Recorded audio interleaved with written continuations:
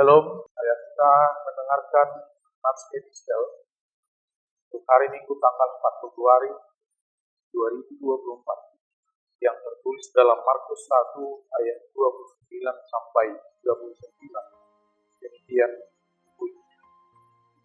Sekeluarnya dari rumah ibadat itu, Yesus dengan Yakobus dan Yohanes pergi ke rumah Simon dan Andreas. Ibu mertua Simon terbaring karena sakit demam. Mereka segera memberitahukan keadaannya kepada Yesus. Ia pergi ke tempat perempuan itu dan sambil memegang tangannya, ia bangunkan dia, lalu lenyaplah demam. Kemudian perempuan itu melayani mereka. Menjelang malam, sesudah matahari terbenam, bawalah kepada Yesus semua orang yang menderita sakit dan yang kerasukan setan. Maka berkerumunlah seluruh penduduk kota itu di depan. Ia menyembuhkan banyak orang yang menderita bermacam-macam penyakit dan mengusir banyak setan. Ia tidak membolehkan setan-setan itu berbicara, sebab mereka mengenal dia. Pagi-pagi benar, waktu hari masih gelap, ia bangun dan pergi keluar. Ia pergi ke tempat yang sunyi dan berdoa. Tadi Simon dan kawan-kawannya menyusul dia.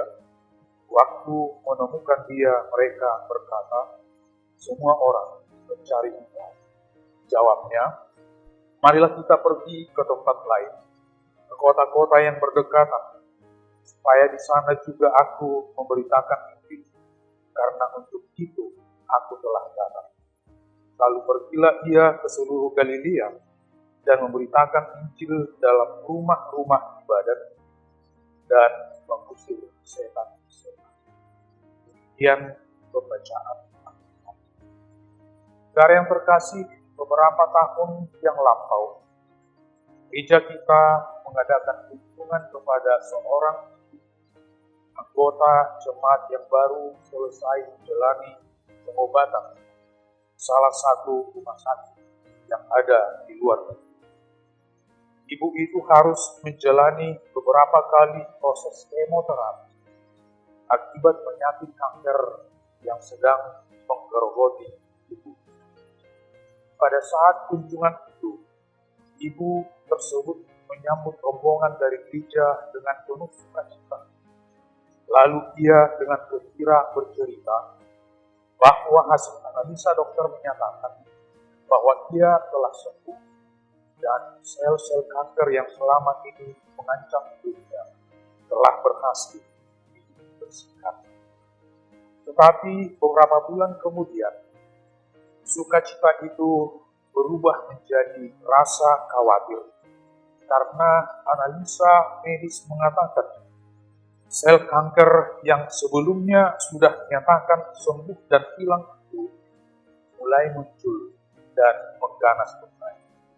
Pada akhirnya, ibu itu meninggal karena penyakit kanker yang ternyata tidak bisa benar-benar disembuhkan.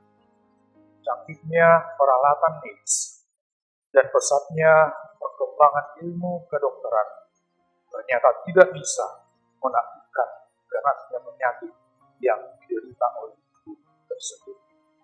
Saudara-saudara yang terkasih, penyakit adalah salah satu algojo utama penyebab kematian umat manusia. Pada tahun 2016, sebuah universitas di Amerika Serikat mengadakan penelitian dan menyatakan ada sekitar 10.000 penyakit yang mengancam keselamatan manusia, dan hanya ada 5.000 kurang dari 500 jenis obat dan pengobatan yang baru bisa ditemukan oleh manusia. Itu yang menjadi penyebab mengapa secanggih apapun teknologi kesehatan yang dimiliki oleh dunia dan setinggi apapun ilmu yang dimiliki oleh tenaga medis tidak akan pernah bisa diandalkan untuk menyembuhkan penyakit yang diderita oleh manusia. Namun satu hal yang mau kita lihat dari khotbah, sekalipun kecanggihan ilmu medis dan teknologi kesehatan tidak bisa menaklukkan segala jenis penyakit, tapi Yesus Kristus, sebagaimana digambarkan dalam nas khotbah ini, memiliki kuasa untuk menaklukkan segala jenis penyakit, sebuah kuasa yang tidak dimiliki oleh siapapun yang ada di muka bumi. Ada dua jenis kesembuhan yang diberitakan dalam nas khotbah. Kesembuhan yang pertama adalah kesembuhan secara pribadi yang diberikan oleh Yesus kepada ibu mertua dari Simon Petrus. Kesembuhan yang kedua adalah kesembuhan secara massal, yaitu kesembuhan banyak orang dari berbagai jenis penyakit, bahkan penyakit yang mungkin tidak akan pernah bisa didiagnosa secara medis, yaitu kerasukan setan. Tetapi semuanya itu tidak ada satupun yang tidak takluk di bawah kuasa Yesus. Ini menjadi bukti bahwa Yesus adalah anak Allah yang maha kuasa, dan itu yang menjadi penyebab mengapa tidak ada satupun kekuatan atau kuasa di muka bumi, termasuk kuasa penyakit, yang tidak takluk kepada Yesus Kristus.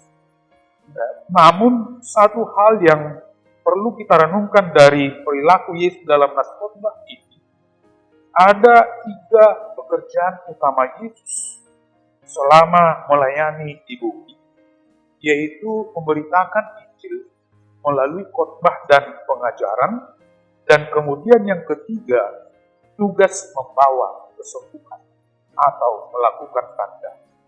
Namun dibanding melayani penyembuhan, Yesus Kristus lebih mengutamakan pemberitaan Injil. Mengapa demikian? Karena Yesus lebih mengutamakan kehidupan kekal dibanding kehidupan yang temporal. Orang-orang yang pernah disembuhkan Yesus dari sakit penyakit, termasuk mertua Petrus, suatu saat pasti akan jatuh sakit kembali, lalu mati. Sebaliknya, orang-orang yang menerima kabar baik, kabar sukacita, yaitu Injil, dan menjadi percaya, akan memperoleh kehidupan yang kekal, kehidupan yang tidak bisa direnggut oleh kuasa apapun. Itu yang menjadi penyebab mengapa Yesus meninggalkan kerumunan orang banyak yang datang mencarinya, lalu pergi dan mengajak murid-muridnya memberitakan Injil ke daerah lain. Karena itulah yang menjadi tugas utama Yesus selama berada di dunia. Di samping itu, hal yang kedua, kita bisa melihat Yesus tidak pernah melupakan hubungan pribadinya dengan Bapaknya. Sesibuk apapun Yesus, sebanyak apapun tugas atau pekerjaan yang harus dilakukan oleh Yesus, ia selalu membagi waktunya untuk membina hubungan yang intim, hubungan pribadi dengan Bapaknya. Ia selalu membagi waktunya untuk berdoa kepada Allah. Mengapa demikian?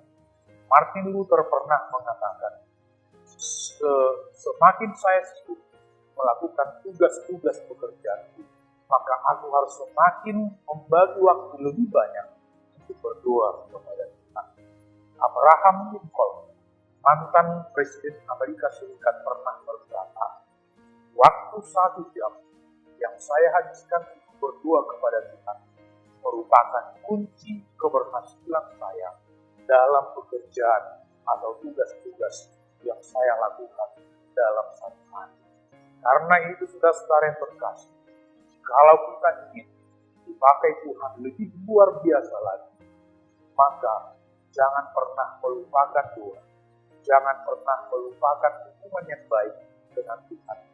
Maka sebagaimana Yesus melakukan tugasnya dengan baik, Tuhan akan mengaruniakan kita kemampuan untuk melayani